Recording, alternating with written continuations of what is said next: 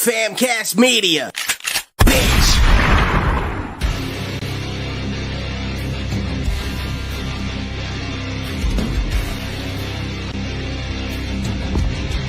Ladies and gentlemen, boys and girls, persons of all ages, welcome to the most exclusive group in the wrestling community.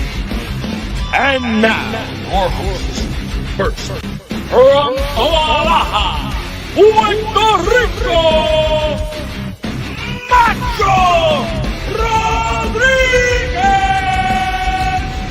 and his tag team partner from New Brunswick, Canada, God's gift, Tyler Taylor!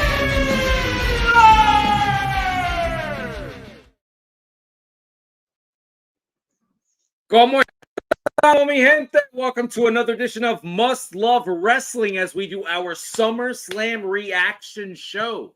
And, well, this time we have a special guest because the big return at the end of SummerSlam last night, well, it was good, but we have one better for you right here, right now. Ladies and gentlemen, welcome back to the fold, Patty Reekin himself.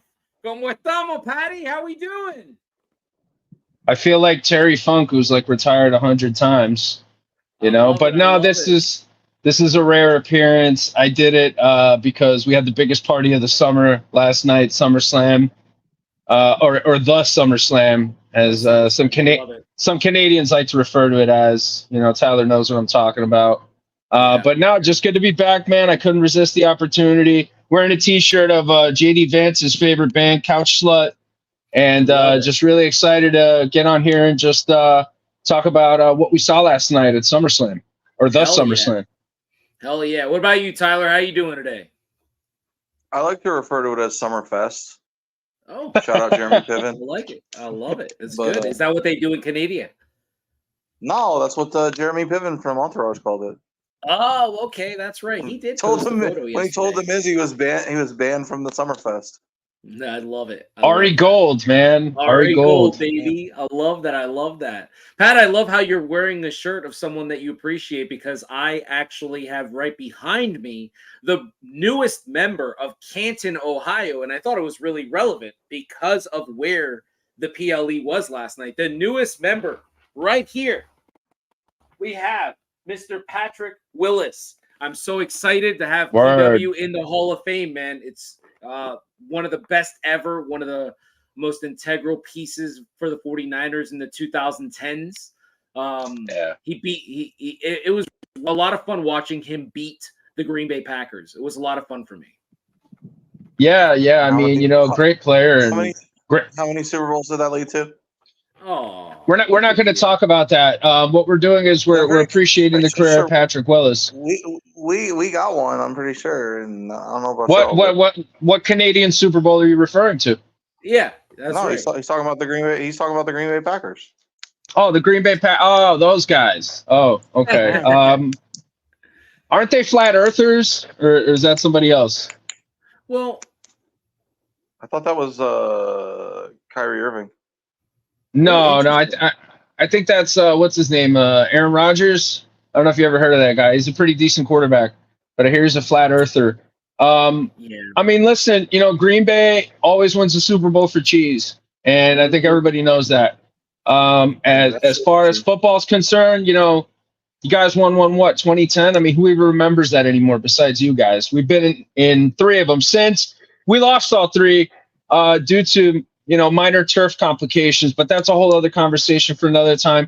Big shout out to a fellow member of the Patrick community, Patrick Willis, and just happy to see that he took his place in the Hall of Fame. Absolutely. And Tyler, before we jump into the Summerfest, as you said, one more thing. I saw that Yankees. Is it a blanket back there? Yeah. So do you guys do you like them this week, or are they the worst team ever? Because I can't I can't keep track. Oh no, we always love them. We always love them. Yeah. I can't keep track with all the Yankee fans on Twitter who like hate them every time they have a 3-game losing streak. Well, Uribe's not on the podcast right now, but I did want to bring up something before we jump into the Summerfest. Tyler, is that something we're allowed to do in sports? We're allowed to bring up things from the past, like how you just said that the Packers, they won a Super Bowl more recently than the 49ers. Is that something that we can do? Because I just wanted to. I'm just wondering who most recently has a Stanley Cup, the New Jersey Devils or the Toronto Maple Leafs? Well, everyone has one more recently than the Leafs, I was just curious. So. Like, have you guys won a Stanley Cup since the original 6? No, absolutely not.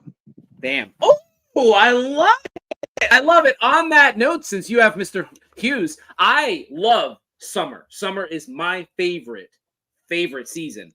And it makes me think of home. So, aquí mismo, I'm going to drink a medalla because I got my beer store to bring them in from Puerto Rico as we, so if you guys ever visit, I have plenty of medalla in my basement.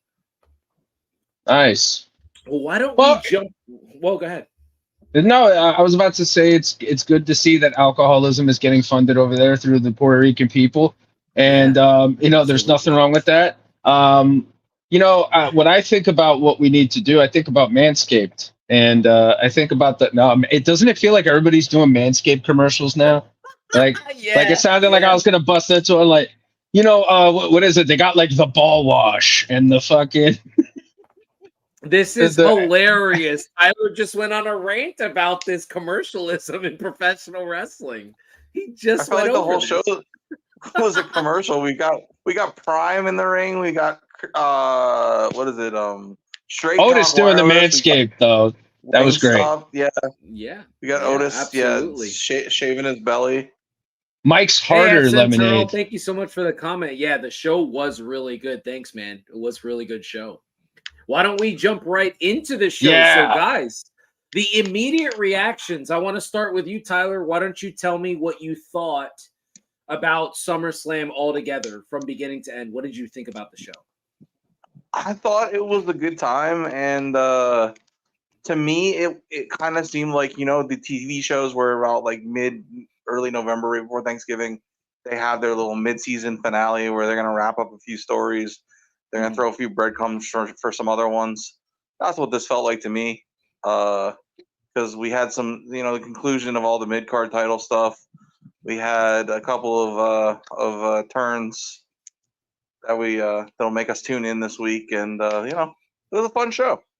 Yeah, I agree. I thought the show was done really well. Personally, for me, I think this was better than WrestleMania 40. I really enjoyed this show from beginning to end. My biggest complaint about the show, I guess, is that I wish there were some pre-show matches. That was it. I just wanted to see maybe, some matches to get everybody pumped instead of just going directly into Live in Rhea. Just sitting here waiting for the show to begin, I kind of wanted to wet my whistle. They could have given us literally anything, and they didn't really do that this time. It was a 3-hour pre-show, and I expected for something to be on there. Didn't really feel like there was a lot, but other than that, I thought from start to finish, I thought this show was exceptional, and you guys will hear that I have very minimal complaints about the show. Patty, what do you think? Yeah, I loved it. I thought it was exactly what was needed. I think, it's hard to come back from that peak at WrestleMania, right? That payoff to the big bloodline angle. Cody going over, which by the way, Tyler and I predicted once upon a time. And just seeing Cody get that win, seeing the crowd response, I thought was really, really huge. And then Cody getting the title, getting his moment, holding the title, having some really good matches along the way, but not really having the spice and the level of interest that, let's say, Roman had when he was champion. And I think that, we're starting to see this bloodline angle take another direction. And I just thought yesterday's show was just excellent, man. I mean, I know I had heard Dave Meltzer refer to it as an angle show, and I normally don't agree with everything that Dave Meltzer says, but I got to say, yeah, it does make sense. It was an angle show. I thought the wrestling was good. I thought everything did exactly what it needed to do. It was an easy watch too. Let's be real. Agreed. It's an easy watch. You know, I know again some people have issues with the commercials and stuff like that. That's just the nature of the beast, man. You can't watch anything without fucking commercials anymore. You know what I mean? But I think all in all, it was just a really digestible program with a good crowd. And, you know, we saw a lot of big angles and big storylines furthered. And at the end of the show, you were left with more questions than answers. And I think that's really what you want with a show going into a Monday Night Raw and, you know, moving forward with these angles. Yeah, I agree. With that said, since we're talking about angles, why don't we jump into what was probably one of the biggest angles of the evening and this match that led to it, which is Liv Morgan versus Rhea Ripley. Guys, just off the cuff, what did you think of this match before we talk about the finale of it? All right, so I started watching this match, and the first thing I thought was like, okay, obviously these are two of like the sexiest women in the world, and like maybe 5 or 10 years ago, that's all that would have mattered, and they would have had a 5-minute match, no story. But the story, the layers to this was incredible. I did think there was a little bit of a missed opportunity to get a little bit more heat on Liv. If I don't know if anybody noticed, she had a garter on that had like a Liv Morgan Revenge Tour or whatever on it. But if it had been something about like Dominic or Rhea or something, I felt like they could have got just a little bit more heat there, but that's nitpicking, obviously.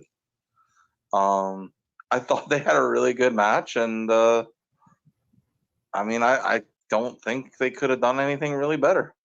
Okay. Patty, what about you? Yeah, I agree. I thought everything was awesome. You know, Rhea coming out first, big entrance, big baby face pop. You know, her, Dominic, Liv. I mean, you know, the 3 people involved in this have just been excellent, man. And the person I really want to give the most props to in this is Liv Morgan.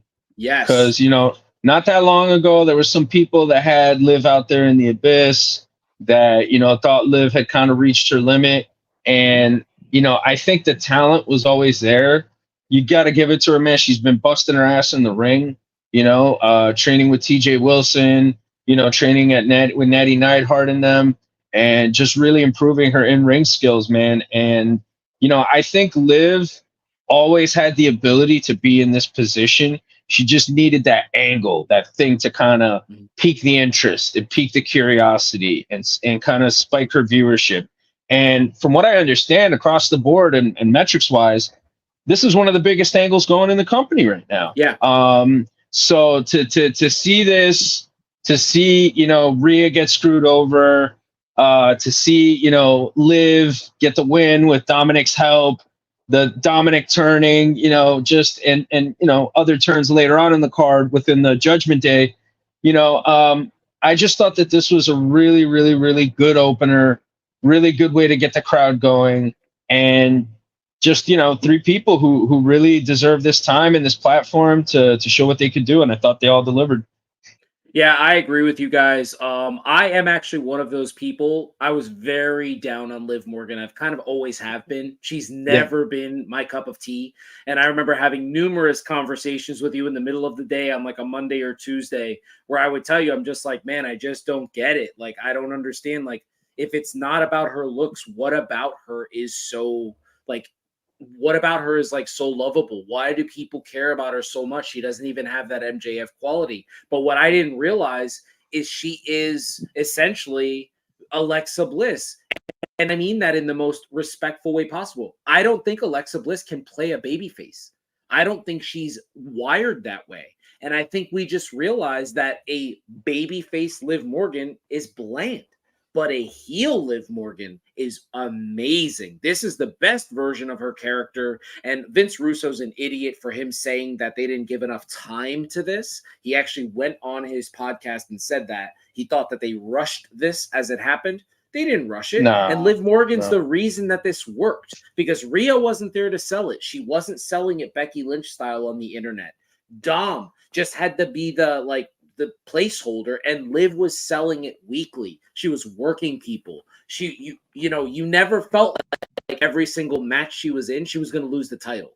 Like they said it yesterday before the match started. She had 3 title defenses before this, all successful.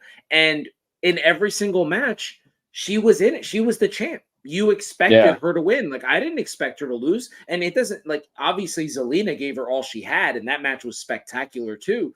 But I never once thought Zelina was going to win that match. I loved the angle of it. I loved everything about it.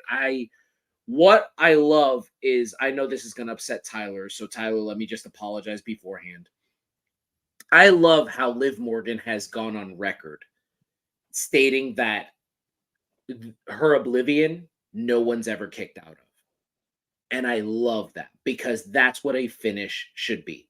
Not everything needs to be Japanese strong style, where you kick out of literally everything. And Liv Morgan, and having Rhea Ripley kick, because you like AEW and they kick out of literally everything. And when you watch her reaction when Rhea first kicks out of the Oblivion, the way she sold it, her mannerisms, I mean, Jesus Christ, give that woman an Oscar. It was beautiful. It would be like kicking out of like Baron Corbin's finisher. His finisher is super protected as well. And I really enjoyed that. She needed 2 Oblivions, and that was the only move that she hit. Remember, Rhea, like, she gets an Oblivion, kicks out, she gets up, she hits another Oblivion on the chair. That's the sequence. That's the ending of the match. It was perfect. She needed 2 to knock out Rhea. And then what I love too was her surprise in realizing that Dom had this planned all along. That adds layers to the story as well. She didn't get up like, yeah, we had this planned. You can see her surprise when Dom picks her up off the floor and kisses her. She's like, oh, this fucker played me too. You know, I love that. It was just so great. I love the way Rhea took the Oblivion, and then the way Liv floated over it into it. Like, it was just such a fluid looking, cool thing. Like, Rhea took it the way RVD used to take DDTs, you know, and I just thought it looked so cool. You know, I mean, I know you were down on Liv for a while. I think the ability, the talent was always there. Like, you just look at her and you just know, like, she's beautiful. You know, she's good to be able to work. She understands psychology. She has a good grasp of the basics. She just needed that thing to kind of just put her over the top. And then once she got that thing, I mean, you compare this reign to the reign where she beat Ronda, right? And you know, night and day. And I don't want to say that she can't be a good babyface, because I believe in WWE, and I believe in their production team, and I believe in the people that make decisions there. And I believe that with the right angle, with the right opportunity, the right type of storytelling, they can make anything out of anybody. Let's be real. You know what I mean? Especially if you're already somebody that's over, especially if you're somebody that's already been a champion. You know what I mean? Like, it just all depends, you know? There are some people that don't ever get over, but Liv is not in that category. So I don't rule out Liv someday being a good face, but you got to say that this is probably the best that we've seen Liv. And Rhea, man, I mean, what else can we say about Rhea, dude? Everything she does is amazing.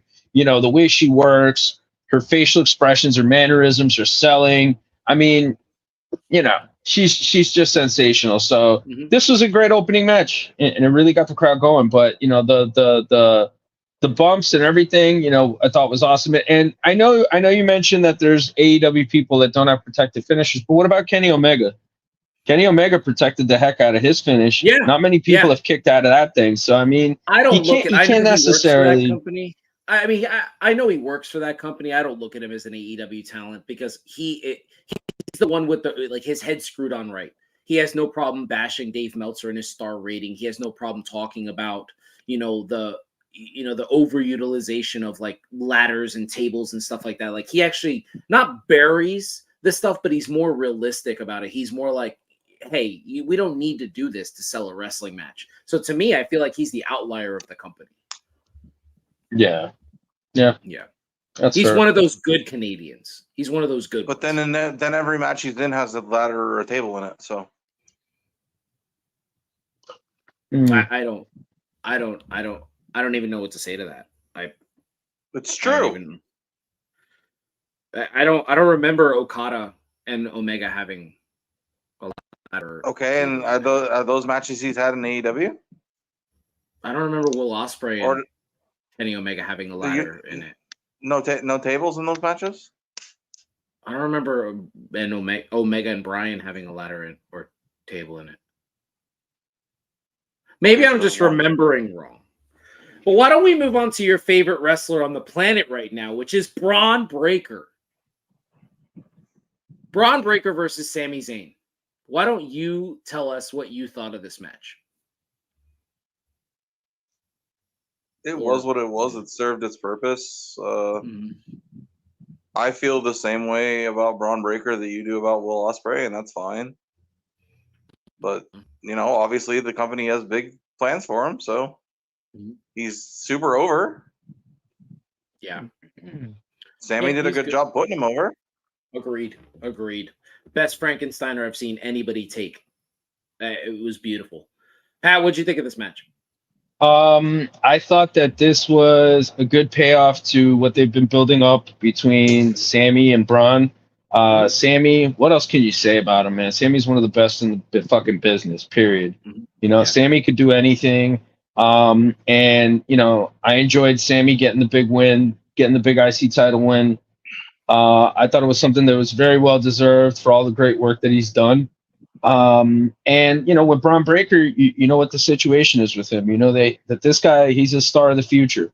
This guy's going to be, if he can stay healthy and if he can, keep himself out of trouble, this guy's going to be a huge, huge star selling out stadiums for years to come. You know what I mean? He has that ability in him. A freakish athlete, just like, his father and his uncle before him.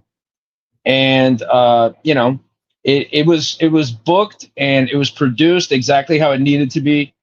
And I thought the match lived up to the standard that, I held it to. And it was a good watch. It was quick and painless. You don't want to have too long of a match this go around with those two. There's already the familiarity. Sammy's got hurt, going into this matchup, and I just thought that they did a great job making the spear, Braun Breaker's spear, look like the most effective maneuver, to be able to stop Sammy and to beat him for that Intercontinental title. So I enjoyed the match. Yeah, I agree. I was pleasantly surprised by how the match turned out. I expected a lot of Braun misses, because I felt like that's what they've been doing. Like, oh, Braun's going to go for the spear. He's going to hit the stairs. But then this time, the next time he goes for it, he's going to hit it. And I just really enjoyed this match. I thought they worked really well off each other. I think given more time, I think these guys could give us an instant classic. I think that this was more so like the palate cleanser before the main course, though, because after this, we got a bunch of like title matches and stuff. And plus we got like the Punk match. So I agree with you guys. I think this match was exactly what it needed to be. And we didn't need anything else from it. It was good. We got the back and forth match. We got the 50-50 match, before this. You know what I mean? We got that in the last PLE, and I thought that that match was excellent. And I think that match really, really showed that like Braun was ready to take it to the next level. Because again, the appearance, the ability, the way you want to use this guy, it's all there. It's just a matter of, can he handle this? And I think the biggest thing that we see from all these guys that are coming from developmental, that are coming from Shawn Michaels, is they're all prepared for television. And they're all ready to go and ready to be put in the place that, Triple H wants to put them in booking wise. So, you had to have a different match this go around with those two, especially because of the last match you had and, all the stuff that you did on TV to get this over. Yeah. Well, let's move on. Go ahead. Hold on. Guys, one problem I had with this. So the first match they focused on Rhea's shoulder in the opening match of the night, right? Well, then this match starts and Braun immediately starts selling the shoulder. Okay. And I just know that's something in the past that's been an issue that has been not looked upon fondly by those in higher places. They don't like to see the same thing in multiple matches. Well, are you going to evolve your thinking, or are you going to think about this as Vince's company? Because it's not Vince's company anymore. We're going to do repetitive stuff now. They're going to give us, like, they're going to mention things they can't mention. They're going to mimic stuff. Like, I don't, like, are you saying that you prefer it back in the day, or do you like wrestling now? No, but he could have sold a different body part when they just spent an entire match, focusing on someone's shoulder. It's just something that, and then it's maybe something he'll learn with experience, and maybe that's. I don't think that's on him. Yeah, I don't think that's on him. I think that's on the producers. You know what I mean? Yeah, that's what I was just going to say. It's on Sammy to some extent because he's a veteran. It's on the producer to some extent. It's an issue I had with the match because I felt like someone should have said, okay, well, that's what they did there, so let's do something different. Well, I mean, they did sell that he injured his shoulder, you know what I mean, on TV. And same thing with Rhea. Like, Rhea came off a shoulder injury, you know what I mean? So, like, an arm injury. I mean, it's... I guess maybe they should have ordered the card differently or something. Maybe they should have swapped the LA Knight. I don't know. Yeah, no, I get you. I mean, I don't know. For me personally, I don't... No, that's fair. That's a fair observation. I just don't think that it impacts the card negatively. But I do see how maybe redundancies in angles for a match, like little builds for a match and like spots for a match can kind of take away from the bigger picture. You know what I mean? Like I'm always advocating for guys to be creative. You know what I mean? I'm always like, hey, let's be creative. We've seen so much already. Let's get guys that think outside the box. So I could certainly understand how that could be, kind of off-putting, so to speak, Yeah. And I guess maybe I misspoke a little bit. I don't think that's on Braun. I would say that's on him the least of anyone involved in the match because he is the producers. Yeah. I guess for me, it's not that big a deal because of what Pat said. Rhea left with a shoulder injury, and Braun needs to sell a shoulder injury because he has a spear. Like, his shoulder is what hits everything. So I'm just, like, I don't know what other spot if he hurts a leg. If he injures his knee, he can't run. Yeah, that's what I mean. Like, it needed to be a shoulder. But speaking of really well produced matches, why don't we talk about, Logan Paul versus LA Knight? What did we think of this match? I mean, we now have a new United States champion as well. So back-to-back title changes at a pay-per-view or a PLE. I don't remember the last time. And that would be 3 title changes in less than 24 hours for one company. What did you guys think of this match? I thought it was really good. It was much better than I thought it would be. I think better than we had any right to expect. But obviously with Logan, we know what we're getting. We're getting a lot of, production and a lot of rehearsal, but to his credit, he learns quickly, and things usually go off pretty well. Okay. Pat, what'd you think? I think this is the best LA Knight's ever looked. Yep. Honestly, I really, really do. And oddly enough, it's with a wrestler who's talented. I'm never going to take anything away from Logan Paul. He has all the tools necessary to be able to thrive in the wrestling business, but as a guy that's heavily produced.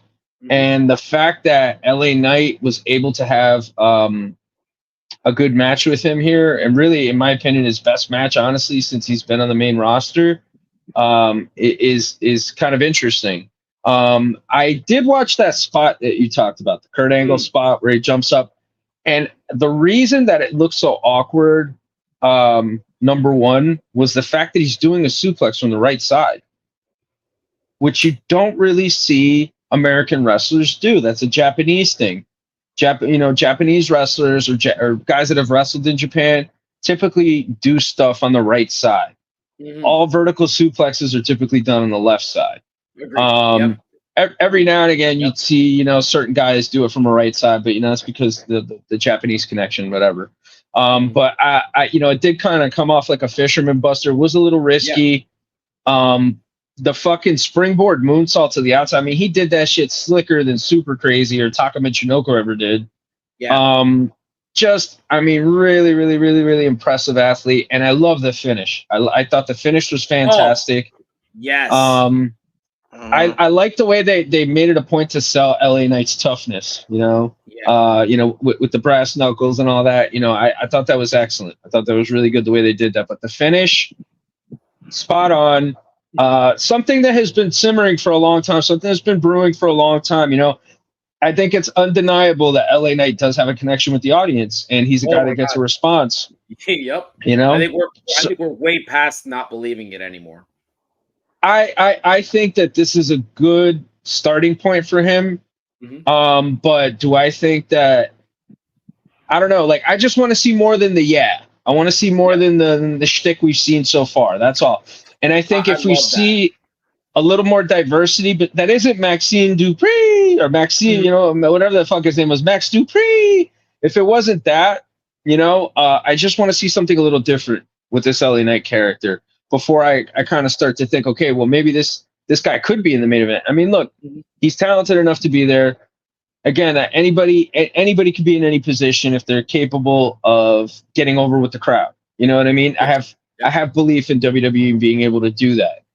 But I thought all in all it was a really, really good match. And this was the one match that I was like, I didn't think it was gonna be bad, but I didn't think it was gonna be this good, I guess you could say. You know what I mean? And it really delivered, and I think it's that's LA Knight's biggest moment so far. Yeah, I completely agree with you. I'm not the biggest LA Knight fan. I appreciate what he does. And I said to Tyler before we actually went live here, I think we're past the point. I think it's been too much time for us not to believe that he's over with the audience, that he's just so popular.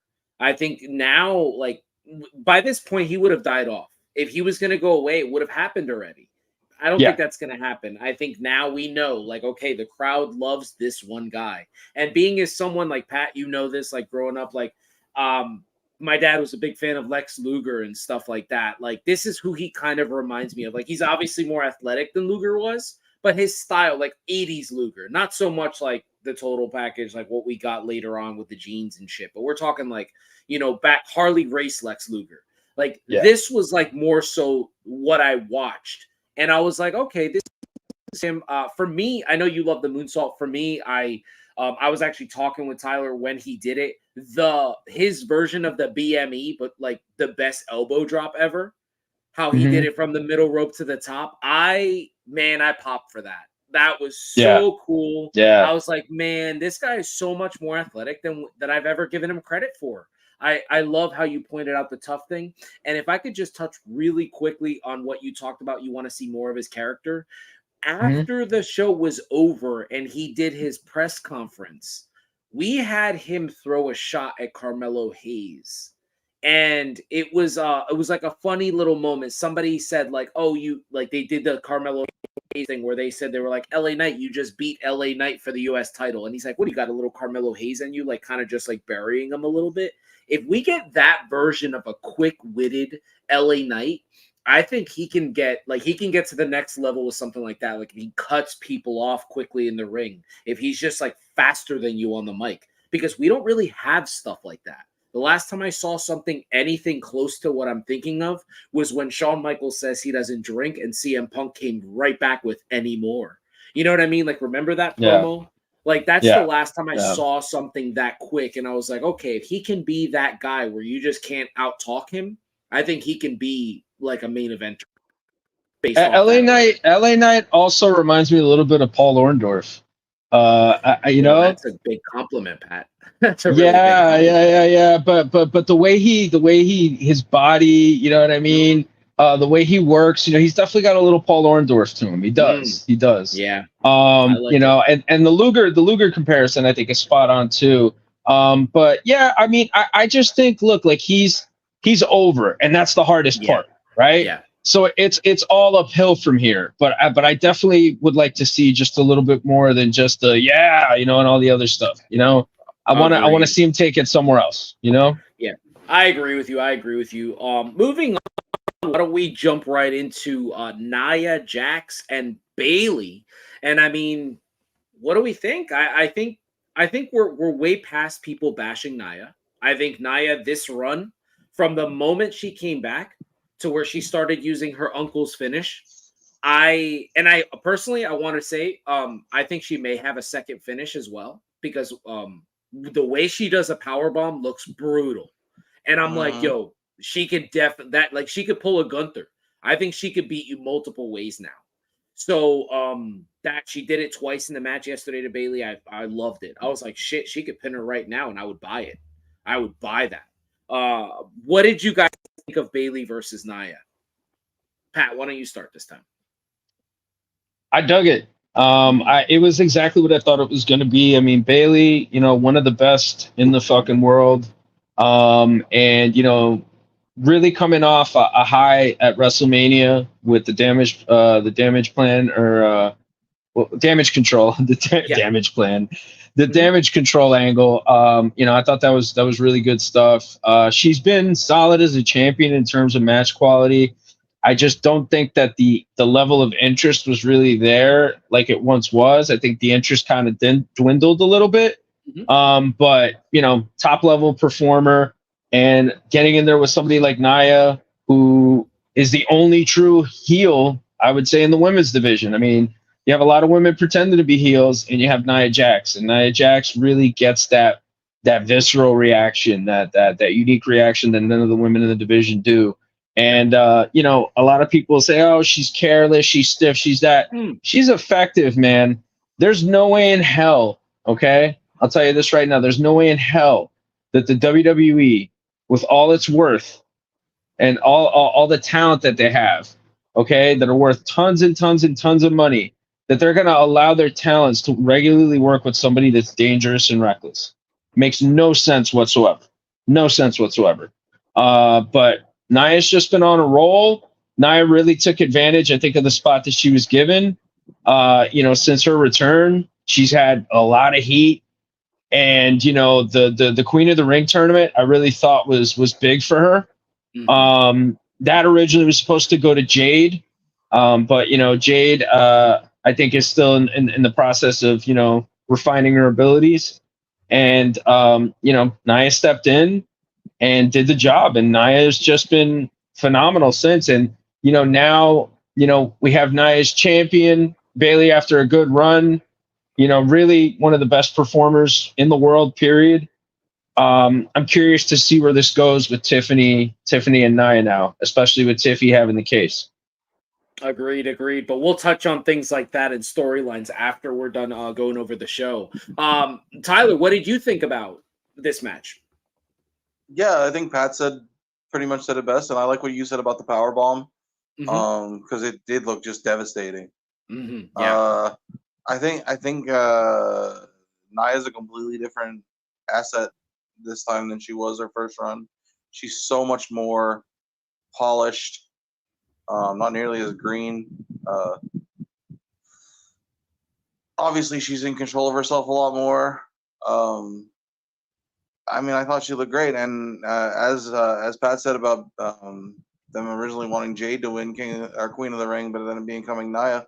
You know, last time we pulled an audible with that, it worked out pretty well for the person. Yeah. So hopefully, yeah, I mean, yeah, I'm career. Yeah, agreed. I personally, I love this version of Nia. It sucks for Bailey. I want to make that clear. Bailey, she's a multiple time world champion, and her best run was during the COVID era. And it sucks that we weren't able to be there live for that version of Bailey because she was otherworldly. I would say that she was one of the figureheads that got us back to the live era. And, you know, she had a lot to deal with. I mean, she had dead weight with her that now is over in AEW, and she had to carry that as well. And she's just a really good performer. I loved it. We touched on it before the show. She came out wearing the hugger stuff. And a lot of people don't know why. And I would like to mention why, because the last time she worked Nia in this type of setting, Nia actually injured her and knocked her out for a while, which they did talk about on, during the actual build for this. So I'm a real big fan of this, and I agree with you, Pat, 100%. If Nia was really that unsafe, she wouldn't be on TV. She wouldn't be working this many people. So absolutely not, and especially with the kind of schedule that the WWE has. Like, come on, you got to be realistic here. And if anything, I think those sentiments come from the fact that Nia is such a good heel, such a good organic heel. 100%. So. Yeah, man, I'm really, really happy to see that, she got her due, and, just really looking forward to see where that angle goes too. Yeah. And with that said, that's 4 title changes without the world titles up yet. We had the tag titles change hands from DIY to the Bloodline Friday night. We had Braun Breaker, new Intercontinental Champion. Logan Paul loses the United States Championship to LA Knight. And Nia Jax wins the SmackDown Women's Championship. I apologize if I don't know the name of the actual title. I'm sorry. I'm going to keep calling it the SmackDown Championship. And from that, we move into the hottest story with the least amount of physicality in professional wrestling in the past year. Drew McIntyre versus CM Punk. Tyler, I know you're a big fan of Punk, or you used to be, So why don't you start us off with what you thought of this match? I'm actually rewatching it right now. It was a lot better on second watch. The pin just happened, actually. Okay. I do think there was some sloppiness that we're not accustomed to from either one of these guys. But at the same time, specifically the running knees from Punk in the corner and the elbow drop, as well as the Claymore at the finish. But at the same time, some of that I don't necessarily think is the worst thing, because it makes it seem more real. Like, if you're in a real fight, you're not going to necessarily connect just crisply with every move you make. So it does make it seem a little bit more real, maybe. I'm sure that wasn't the intent. But like I said, upon second watch, it was a lot better than the first one. And I think it's pretty clear that it's not over based on Drew taking back the bracelet and kissing it and then putting his foot on him there at the end. Yep. Pat, what'd you think? I think it was the best match of the night. Oh. I think it was the best match of the night.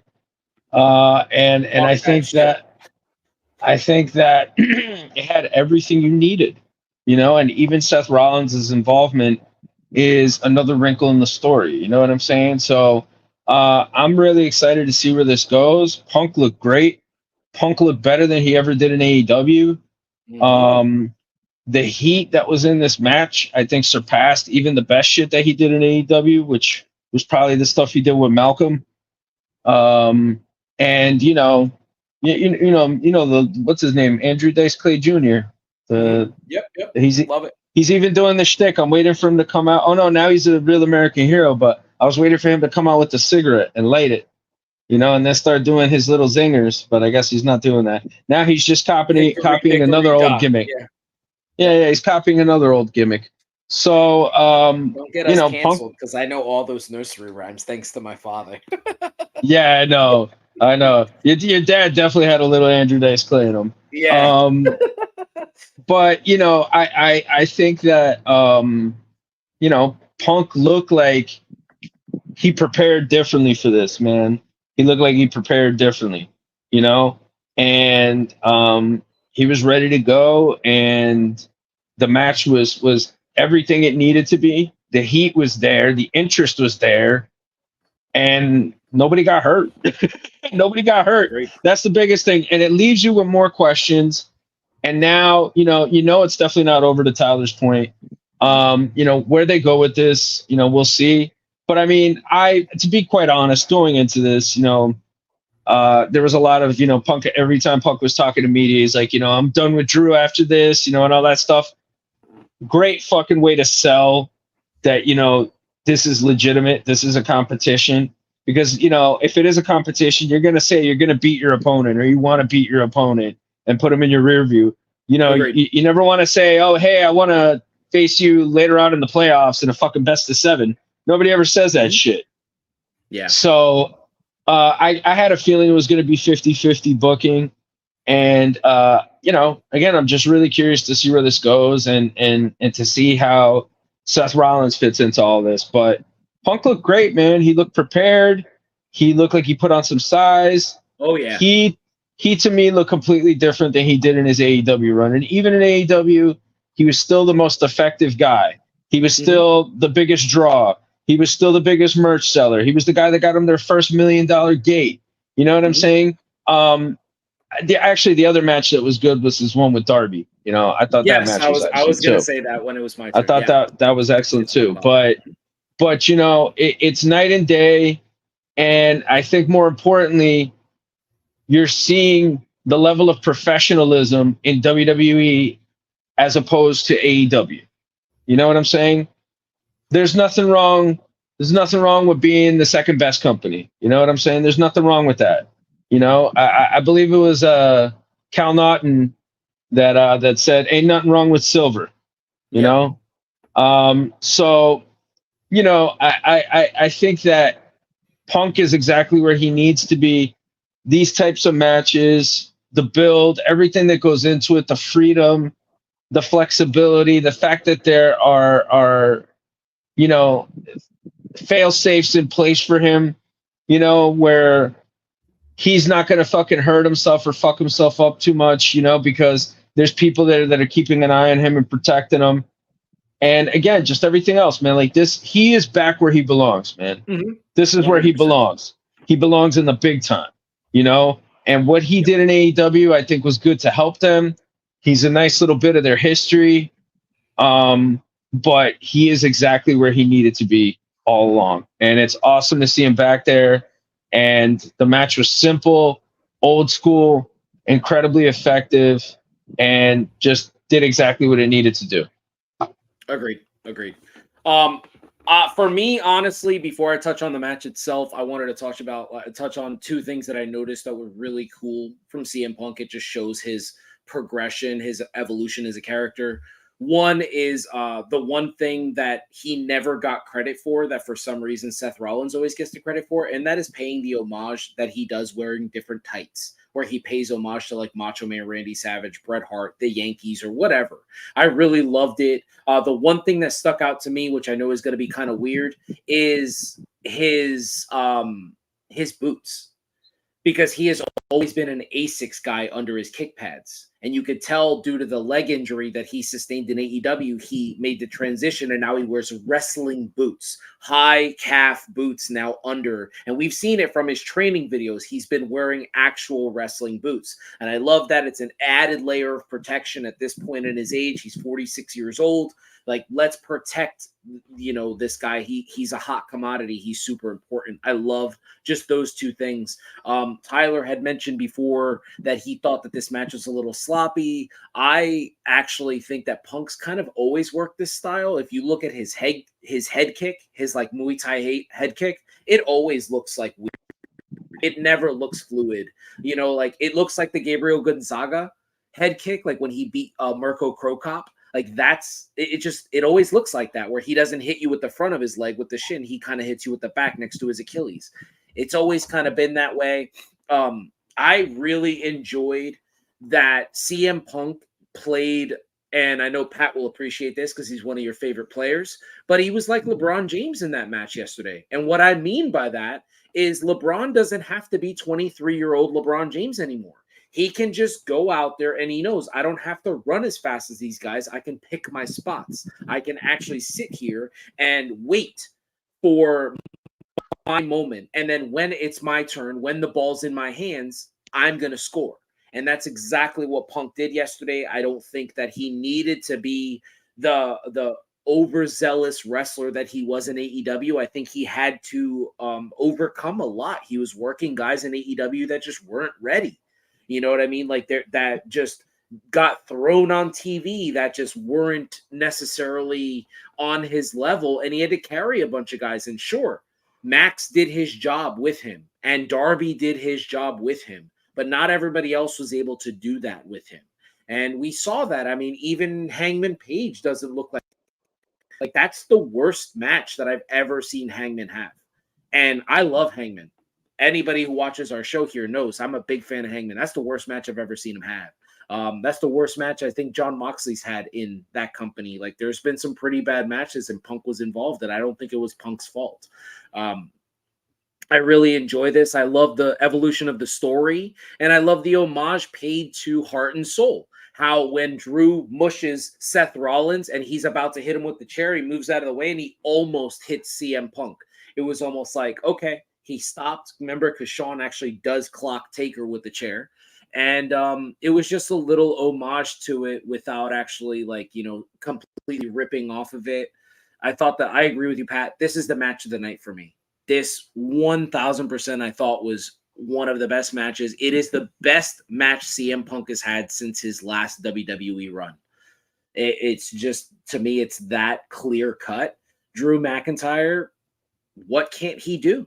He sold this match from beginning to end, even after. Yeah. Like, he is this version of a Drew McIntyre. I mean, he's just the best version of himself, and I'm excited to see it. And I want to see where he moves on from here. If maybe this goes from a one-on-one match to a triple threat match, because I wouldn't be upset if that's what we got at Clash at the Castle, the three of them. Or maybe let's put them in a war game style match. Like, you know, like, this is it. The three of yous go out there, unsanctioned match, like a la Shawn Michaels and Triple H. The three of yous, you all hate each other. Just go out there, beat the crap out of each other. Whoever's the winner, that's it. It's over. Like, let's get something like that. I really enjoyed this match, guys. Yeah, I think that Punk and Seth have to have their one-on-one match at some point, though, as well. Mm-hmm. Yeah. But yeah, I think maybe eventually it culminates with like a Hell in a Cell or something. Yeah. I agree. I mean, obviously, Punk said he doesn't really want to work those matches, but I'm sure, produced properly, he might be able to get out of it. They could do something with color, I think. I mean, you could do some kind of blood match. Shit, they could do a first blood match at Bad Blood. Yeah. You know what I'm saying? Great. Yep. They could do something to that effect, now because the dynamics changed around that. But to Macho's point there, man, I gotta say, man, big shout out to Drew, man. Mm-hmm. Drew, what he's been able to do, how he's been able to I mean, look, we always knew the guy was very talented. We always knew it was there, but he was missing that thing, that intangible, that thing that makes you want to watch him, Mm-hmm. And when he finally got it, and when this angle with Punk happened, and when he cut that promo telling him I prayed for this, that was it, man. Everything with him changed after that, Yeah, I think he's the best thing in pro wrestling since then. He really is. He really is. He really is. And him and Punk, like, that rivalry has been the best rivalry, I think, in wrestling. And it was crazy because they didn't even have a match until yesterday. You know what I mean? Yeah. So for let's realistically look at it. I mean, for 8 months. Yeah. For 8 months, they have been carrying this angle around. Mm-hmm. And it's been phenomenal. It's been phenomenal. Yeah. So you got to tip the cap to them. Right. Everybody involved. And again, I got to give Drew his flowers again, because Punk's only been on TV maybe 6 or 7 times in those 8 months. Yeah. Yeah, man. I mean, and just, I think really Drew getting that leeway, Drew getting that ability to be able to kind of be free on social media, be authentic on social media, I think has made the big difference. All those little implementations, I think, by Triple H with the talent, letting these guys kind of just curse on social media, post shit up that they know is going to capture the attention of wrestling fans. I mean, I think Drew McIntyre is the only man to successfully assemble the Avengers of CM Punk haters, between Jack Perry, Kenta, Colt Cabana and himself, I really can't think of 4 other guys that hate CM Punk more. So, the fact that he was able to do that for social media, it's been great. So, I wonder who got squeamish and made him take the Jack Perry picture down. I think it was a limited thing. I think it's like, hey, catch it if you can, no matter what, even if they put it up for a little while and take it down, screenshots, and that's going to circulate amongst the wrestling fans just like it happened. I mean, you got to think, man, they know how to work this social media shit better than anybody else. They really do. They know how to work this shit better, and they know how to keep people talking. And I don't think it was necessarily that, because the funny thing is Drew took a picture with a nameless scumbag that I really don't feel is worth mentioning here, that once owned Ring of Honor. And if you know who he is, you know who he is. And Punk posted the photo. Punk posted the photo and said, let's send this goof back to the minor leagues. Yeah. Okay? And CM Punk and Samoa Joe famously did not allow this guy into the Ring of Honor locker room because of some disgusting things that he did in the past. So, just the fact that they're able to do that, and I think he had quoted what Drew said in the picture that he took with Jack Perry. So, I mean, just the fact that these guys are able to do this, I think just adds so much to it, gets the heat. And look, let's be real. Guys in our age group, we're wrestling fans. We're going to be wrestling fans, probably till we croak. They're trying to bring in that younger crowd. They're trying to bring Gen Alpha into it. You know what I mean? They're trying to bring the kids that say Phantom Tax and Skibbity and all this other stuff and talk about Riz. They're trying to bring them in. You know what I'm saying? And I think with stuff like, it's worth a Google later on. But, I just think that with what they're doing and how they're using social media, you're bringing in a younger generation of fan that are going to grow with it like we did. So right. I think it's great. Well, speaking of selling really good feuds, let's jump on to the final title change of the evening. Spoiler alert, which would mark it 5 title changes. Watching it right now. What did you fucking ruined it? Oh, sorry. 5. You look like AJ Styles, Mach, today. You got a little AJ because you got the hair down, right? I do have the hair down. Yeah, I wanted to enjoy my hair. Yeah. I believe that the earth is round, by the way. Nice. And I also believe that, in everybody's ability to be anything they want to be. Just wanted to say that there. But yeah, let's talk about Gunther versus Damian Priest, because wow, I did not anticipate this getting as much heat as it got. Going into SummerSlam, these two really sold us on this match just in a very short amount of time, whether it's the promos, the physical that they had to do with each other. I genuinely enjoyed this match. This would be my second favorite match of the night, I guess. I thought it was everything it needed to be and more. Tyler, what did you think of this match? Yeah, I thought it was really good. I think the finish was fairly obvious, but then I wasn't sure. I mean, I always thought Gunther was winning the title, but I didn't know if we were gonna have Finn turn, if we were gonna have the whole Judgment Day turn, or if they would turn on him maybe after he lost the title. So yeah, I mean, I think it obviously it leaves us with questions that we want to tune into Raw to see, and it sets what it does is it sets Gunther up to feud with other people, because Damian's obviously before that he's gonna go after the Judgment Day, right? Yep. I think we're pretty obviously gonna have some form of Dom and Rhea against Liv and either Finn or Damian and Rhea versus either Finn or Dom and Liv at some point. Yeah. Probably at the next PLE. I don't think it'll be that soon, but yeah. I could see a 6-person. I could see Dom, Liv, and Finn. Taking on Priest, Carlito and Rhea, and then Carlito turns on them. You know what I mean? Like you could stretch this out for so long. You could book this in so many different ways and make it interesting. I just want to see Finn and Priest have a match together because I think those two can knock it out of the park. Tyler, I know you're a huge Finn fan. Finn, to me, I think is one of the best guys in the world too. A guy that could do it all. He's proven it just the way he's been able to evolve. Being in the Judgment Day, just all the stuff that he's been doing so far, has just been excellent. So I really want to see those two get a one-on-one match. I think it would be awesome.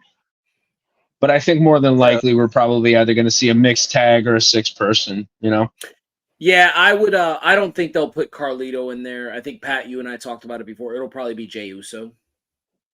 He'll probably Jey Uso. I think. Yeah. Of his fascination with Rhea and stuff like that. I think that's the thing. I'm very curious to see how they play the heartbreak angle with Rhea Ripley. How heartbroken she is.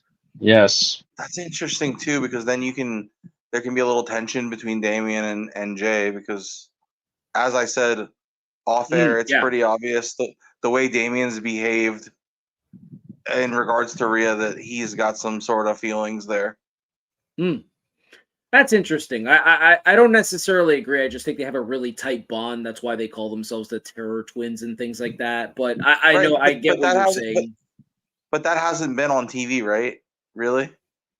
They're called that. Mm-hmm. They are called that. Like the Return of the Terror Twins. It was called that on Monday Night Raw. Well, they have vests and stuff like that. But you know what? I do agree. I do agree with Tyler. I mean, what woman doesn't find a Puerto Rican man irresistible?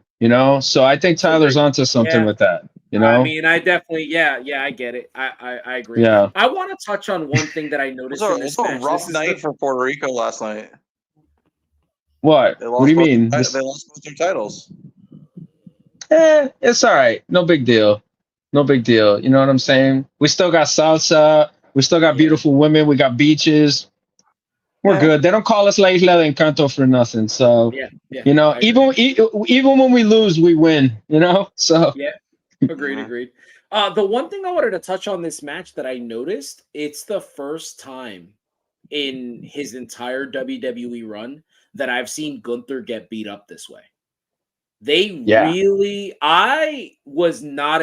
Gunther has beaten everybody. The closest we've ever seen to something like this was when he dropped the NXT championship to Ilya Dragunov, where Dragunov just like made him tap out to the rear naked choke. I remember that match being super physical, but watching this match, like Damian, they really built, and Damian looked strong yesterday. Like, by the time we get to the ending of this match, it felt like the only reason Gunther won is because of Finn Balor.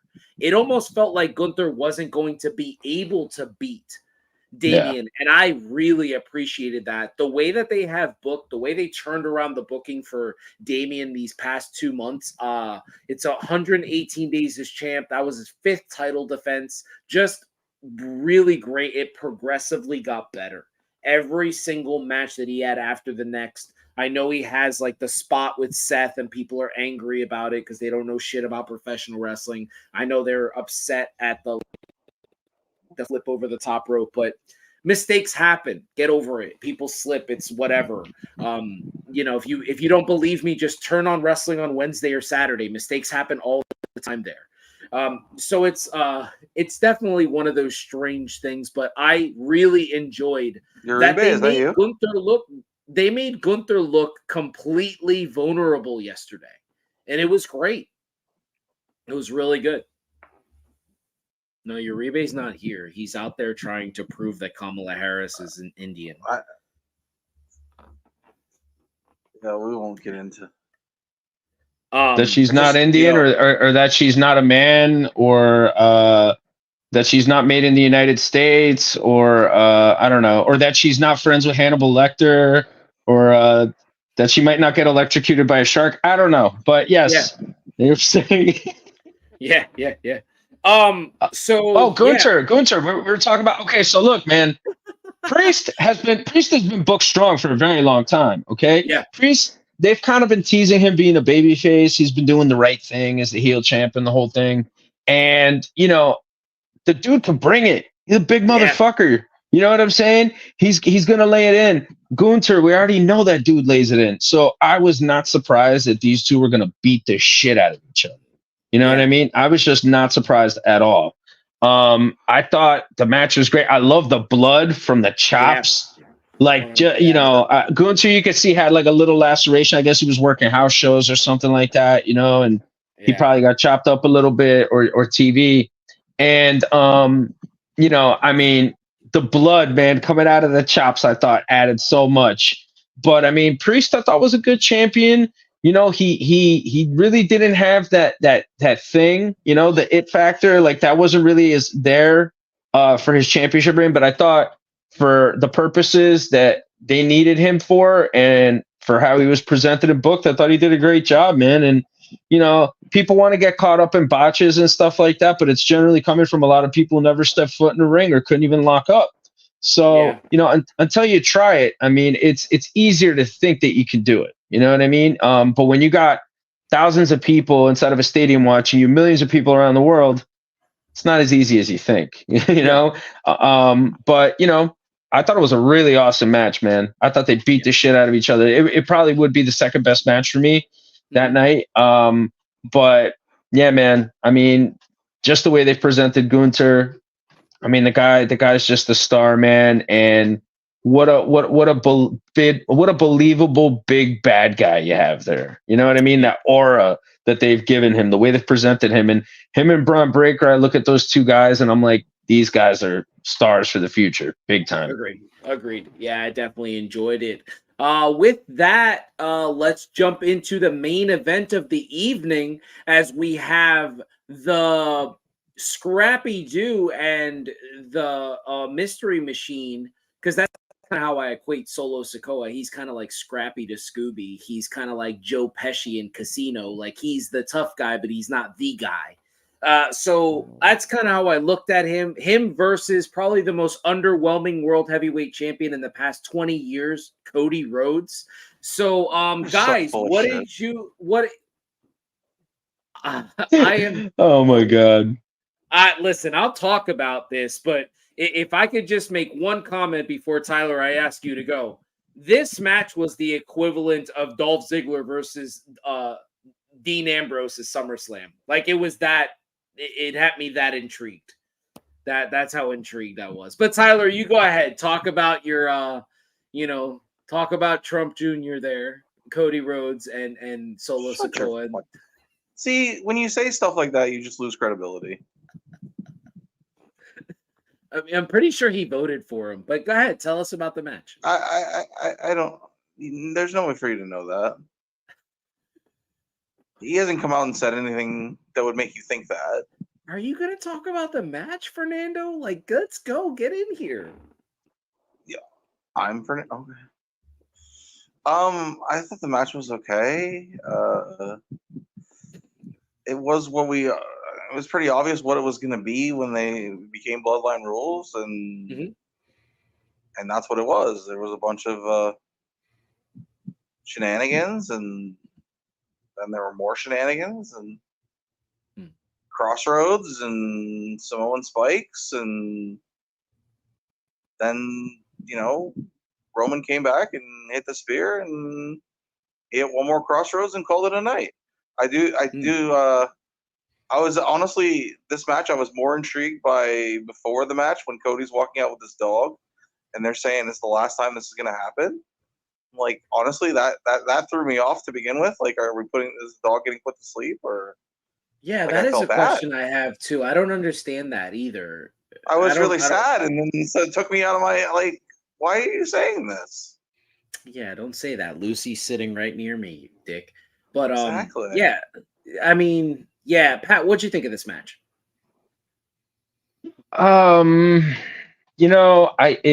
It's necessary, right? Like it's a necessary match. Like, you have to have this. You've been building this for a while. I think everybody involved has really been good. I think everybody involved has done exactly what they've needed to do to get this angle over, to get this angle to where it needs to be. But for me personally, I just think that Cody Rhodes is like a part of the story, but not the biggest part of the story. And I think it's kind of like a crummy position for the champion to be in, because you're the champion. It should fucking be about you. It should be about your fucking belt. You know what I'm saying? Like, it shouldn't be about, why you're facing, who you're facing, and why they need to face somebody else, because that's obviously the bigger matchup. But I mean, I thought Solo delivered. I thought they had a good match for what it was supposed to be. You had the shenanigans, you had all this stuff. Obviously, wasn't going to be as overbooked as the WrestleMania main event. Let's be honest. But you wanted to get to where you needed to get to, and where you needed to get to was Roman Reigns or Paul Heyman coming back. And Roman came back, from what I understand and from what was reported, by Billy Body, by the Dirty Sheets, was that Endeavor really pushed for Roman to be there. Roman was not supposed to come back until September 13th. And September 13th is the first episode of SmackDown on USA. So he was technically supposed to come back then. And then from there, he was going to end up working the Bad Blood pay-per-view. I think he was going to do 3 pay-per-views, and then he wasn't going to be on TV until the first Raw on Netflix. So, I think they called for him to come back. I mean, they didn't sell out the building, which, I think was an issue for them. And I think that by bringing Roman back, that's a big surprise. And it also builds anticipation for the next PLE. And, for them possibly bringing in a big surprise there. So, I don't know. I hate to see these situations where you look at the champion and the champion's almost kind of like a side character, like kind of like a supporting character in the bigger story. But that's kind of what it felt like with Cody. And, I completely disagree. I think Cody Rhodes is one of the best champions we've had in a very long time. Has the interest been, as high? Maybe not, right? But maybe that has to do with the fact, in this case, that there's a bigger angle involving the guy he's facing and the guy that he beat. So, I thought it was good, but I don't know. For me personally, I don't think it should have been the main event. I think the main event should have been Punk and Drew. You know what I mean? Because that was the biggest angle in wrestling, man. And you look at the metrics, you look at everything associated to it, it makes perfect sense. So, but Cody's a champion, Cody's the guy, and I completely understand that. You know what I mean? I completely understand that. Well, if I could just touch on one thing that Cody Rhodes has kind of told us, that he's actually said the words inside baseball. He fights for this position. He does not want to be the champion and not be the main event. Like he's made it very clear. He's told us, he's like, I'm not happy with being on a card and not closing the show. Like he's not happy being like that's so whether we like it or not. I mean, it's a very old school mindset. He has it. His dad was who he was. So I think he's always gonna be that guy, so obviously this is like the main. Well, it needed to be the main event because of the return. Yes, the return. I understand that. Yeah. But if I could just say one thing here, I want to go back to WrestleMania, and I want to go back to a return that did not happen. Okay. We're talking here about SummerSlam, and we're talking about how great this show was, right? But one of the biggest complaints about SummerSlam was that it wasn't Austin that came back. That has been people's critique. Like, that is what the internet wanted. Like, WrestleMania, you mean? WrestleMania, yes. you mean? Yes. Okay. And that has been the biggest thing. And I tried to point this out with my small following that I have, that it couldn't be Austin. Austin is such a big name, it would have completely overshadowed Cody's win, because Austin is bigger than Cody. He's just bigger than Roman. He's Stone Cold Steve Austin, right? Well, so's Rocky, though. Some could argue that Rocky's bigger. He was, yes, I would say he is, but I think it's because he was a part of the storyline. He was kind of expected to be there, You know what I mean? Gotcha. Like Austin coming out, it's like, holy shit, Rock and Austin in the ring at the same time. Austin just stunned The Rock. Like, that's what would have happened. I think that would have overshadowed it. Last night with Roman coming back, and I think it's something that, like, you touched on, like, Roman overshadows everybody. Like, he's the face of pro wrestling in any country across the globe. Roman is the face. It's like, I talked to Tyler about this before we started. Like, he's kind of like, it's the social media version, but it's like the Beatles getting off the jet. Like, that's what Roman is. It's like In Sync walking into Madison Square Garden. Like, that's what this dude is. And when he came out yesterday, it was like, holy shit. You know what I mean? Like, it was like when Phantom Menace, like, or episode 1 came out. Like, the people lined up around the block, everybody dressed up as Darth Vader and Obi-Wan Kenobi. Like, that's the level of interest that Roman brings to professional wrestling. And to me, I don't even remember the match. I can't even tell you. Like, I'm looking forward to it starting so I could rewatch the match. All I care about was that Roman came back. And I thought to myself, like, yeah, put the title on my champion. Like, that's the champion right there. Not, you know, this guy. Like that's kind of how I feel. Like, yeah, Cody's great. He's awesome. He's a great advocate for the business. He's exceptional at what he does. He's a great promo. He's all of that. But I agree. I didn't want this to be the main event. Not at all. I there are 4 matches on this card I would have preferred to close over this match. But I agree with you, Pat. It should have closed only because Roman was the return. Roman is just that. 75 million views since last night across all social media platforms. That's ridiculous, man. That's ridiculous. I mean, the fuck, man? Yeah, I mean that's the drawing ability, and that's the drawing power that Roman has, you know, and he's certainly a one of a kind talent. It's been a bumpy road to get him to this point, if we're being honest, right? Yeah, yep. But you know, once we got that tribal chief character, once he just became a heel, that was it. And then, you know, just adding Paul Heyman to the equation, the connection between Paul Heyman and the Samoans, you know, that's all big stuff. But I mean, look, let's not get it twisted either, though. Cody's a big star in his own right. No, I agree. Been the guy. Cody's been the guy that's been holding it down since Roman has been gone, and Cody deserves his flowers too. I just think that once Cody gets something else that doesn't involve another angle to sink his teeth into, you know he's going to knock it out of the park. Yeah, I agree. I mean, one thing I wanted to also mention, since you talk about like the metrics and everything, last night I text Tyler after the pay-per-view and I said, the Roman shirt isn't on WWE Shop yet. Like, for me to jump on, because I watched 4 seconds. Yes, that's what he said. It's been 2 minutes. That's what Tyler texted me, right? We had a joke back and forth. I showed him my email. I took a screenshot, showed him my email. At 11:02 is when they went live. That's when his new title, his commemorative title, and his new T-shirt went live. This morning I woke up, because I fell asleep before that went through. This morning I woke up and tried to buy the shirt for me and Arthur, because he was up watching with me last night. Sold out. Damn. His belt is also sold out. That's a $500 title. Gone. When have we ever seen anything like that? And you would think at this point, WWE is prepared for people like us that are going to buy stuff like this, that are going to jump on. They would have extras. Okay, Roman's coming back. He's the hottest shit. We need to make sure if we have 1 million shirts, we need to make sure we have like 3 million. The number before 4 a.m. was that Roman Reigns alone on WWE Shop sold $1 million.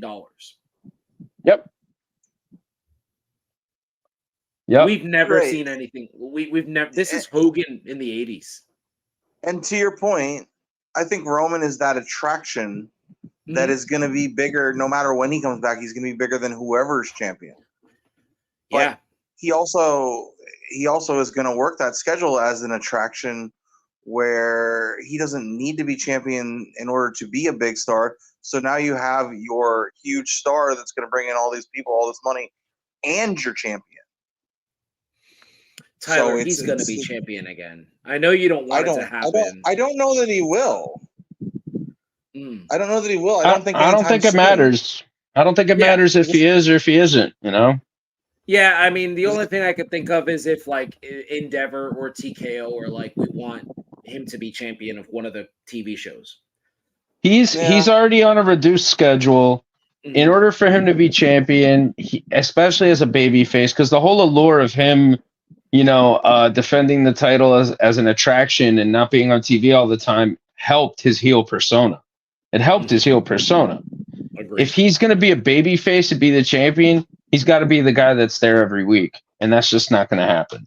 So that's why Cody Rhodes is the guy, and that's why I personally, unless they shift a few things around, I just don't see Roman being the guy again. It's tough, man. It's tough. So, but I just don't think he needs it. They're not going to make the mistakes that they made with Brock, where he was gone for months at a time and had the title when he could be a huge attraction and sell tickets. Well, he was a heel. That's why it worked, Some of it he was. Yeah. I mean, yeah. But guys, so all in all, I mean, this was a really great show. Before we wrap up here, I kind of want to know, out of all the storylines that were given to us tonight, what was the one storyline that you are most excited about moving into War Games and Clash at the Castle? Tyler, why don't you go first? For me, it's obviously going to be the two Judgment Day stories because it's involving, a lot of my favorite people. Mm-hmm. And I think that's just been a story that's been told really well, and I don't see that changing. Mm-hmm. Okay. I like that. I like that a lot. I think that's a good one. I think we're definitely going to get Finn versus Damian. It'll be the first match they've had since Finn beat him for the United States Championship. And obviously Liv and Rhea is far from over. I think this is going to be – I think these two women want more than anything to be mentioned with like Trish and Lita and Becky and Charlotte. I think they want to be that level of a feud. Like, I think I think the both of them are itching for that. They're like, look, we want that. We want to be the people that like kayfabe. Everybody thinks we really hate each other. You know what I mean? Yeah. So, yeah. Pat, what about you? What's your what are you looking forward to? The Judgment Day angles, obviously. What's next for Punk and Rollins, Drew and Rollins. Everybody involved in that angle. That's definitely a big one. Roman Reigns and the new bloodline. They got a lot of good stuff playing out, and those are some of the ones that I think I'm really anticipating seeing what happens there. But all the angles, man, that they had last night, man, I thought everything was excellent, man. I just thought everything was excellent, and they piqued interest and they piqued curiosity, and that's what they do, and that's what they've been doing for a really long time now in order to get a good chunk of the fan base back. Yeah, I agree. I really love the idea of the Judgment Day. I'm excited for CM Punk and Seth Rollins. I think Drew may veer away for a little bit, but then it ultimately might come back because I think in his mind, he's done. And I think because he got the win, he can move on. And I think that's the way his character will be shown. And I think like Punk and Rollins kind of will let him move on, which will be one, I think that'll be interesting to see. For me, it's what has potential to come out of this. Like, we've seen a lot of Ilya Dragunov and Braun Breaker on Monday Night Raw. Is that the next IC title feud? Like, I'm excited for that. Let's do that. What's LA Knight's first title defense going to be? Is Nia, who's she going to work next? Is she moving into that Bianca Belair? Is she going to get a massive first title win? Yeah. Those are things that I'm excited about. And also, if I just can say, when Rhea Ripley first won the women's championship, when she beat Charlotte, one of the biggest knocks on her was that she became a side piece to the Judgment Day. This was something that Becky Lynch had actually said, which kind of started the slow burn of their feud. And I'm curious if they are going to adapt that with Liv, because Liv's whole thing, how she stole Dom, was that I'm going to let him be a man. You put him down here. He's daddy, right? Like that's what she calls him. So like, is Dom going to be the focal point and Liv's going to take a back seat? Because I think that will get massive heat in a good way. You know what I mean? So I'm looking forward to that as well. There's so many great storylines that have come out of this show. And Tyler, I think that's a perfect analogy that this is kind of like the mid-season finale. I love that. I think that's perfect. I'll tell you right now, I'm going to call it. I see Liv and Rhea going all the way to WrestleMania. I think Liv's going to keep that title till WrestleMania, and I think Rhea's going to win the Rumble, and I think Rhea's going to beat her at WrestleMania. Wow. And she's going to get her hands on Dom finally, I think, by then. I would like that. I think that'd be good. I thought it was pretty interesting that Buddy Matthews actually chimed in yesterday on Twitter. I would have liked to have seen him come back to the company, but obviously he re-signed. Money talks. But I think that would have been a great added element to this feud. But we'll see what happens. I don't expect Jay to be a part of this much longer. Now that the bloodline is starting to ramp up, he's probably going to join Roman and things like that. There was a confirmation with a photo yesterday by a Mr. Santi Zap that Zila Fatu was in the audience yesterday. So usually that's what happens. I'm wondering when Zila will debut. And Pat, what's the 7-foot? It'll be Hikuleo. It'll be a while before Zila Fatu gets in there, bro. Like he's still he's getting there. He's getting there. I just think he needs a little more time to polish up, but Hikuleo, I think, supposed to be coming soon. I mean, for me, if I wanted to see something, honestly, I would say the new bloodline with Hikuleo in there versus the Paul Heyman guys, the OG bloodline, CM Punk, and Brock Lesnar. Now we're talking. Love it. Yeah. That sounds interesting. Love that. Love that. Bring Brock back to the fold. That'd be great. Have CM Punk and Paul Heyman together. I think that'd be good. Yeah, I'm excited. Well, guys, Pat, thank you so much for joining us. It's been a very long time since you've been on any show like this, and we really appreciate you taking the time to come on here. You had kind of dropped this bombshell to me months before. You said, I think I might do a SummerSlam show. I'll let you know how I feel. I threw the feelers out to you, and you jumped on. So I really appreciate it, man. Thank you so much.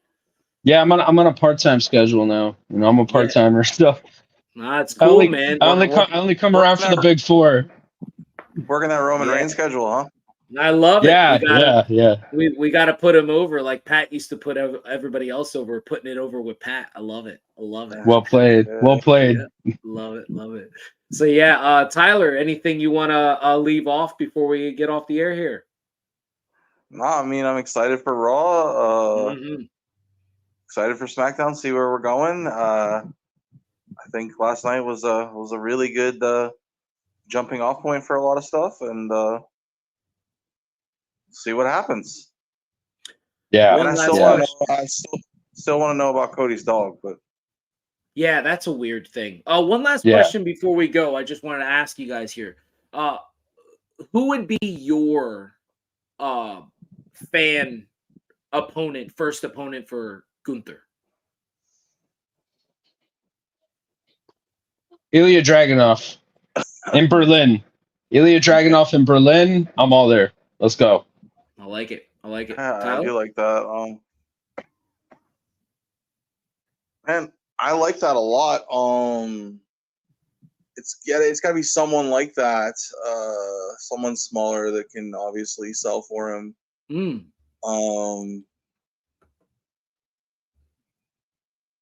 Could be Seth's with I would like to see Seth and Gunther a lot. I think we're waiting for that. That's not going to happen right away. Yeah. So I'll go with I will. I'm going to be boring and take the same answer. You're going with Dragunov? I think Dragunov. Yeah. I gotta say something here. I'm rewatching the pay-per-view and Solo's walking out, and there's a sign in the crowd that says Timu Bloodline. Ooh. Yeah.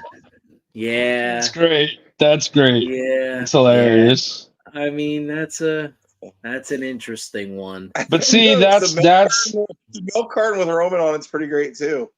Mm-hmm. I love it. I love it because again, that's kind of more what I was talking about, getting that youth interaction. You know what I'm saying? Creating young fans, creating new fans, man. You know, and those types of terms, man. I mean, that's like more of a young term. You know, that's like a modern term. So you know, I think it's awesome. I think it's awesome. I mean, I've been a pretty harsh critic on Solo for a very, very long time. I don't really see it. I think Pat, you and I have had private conversations where I'm just like, I don't get it.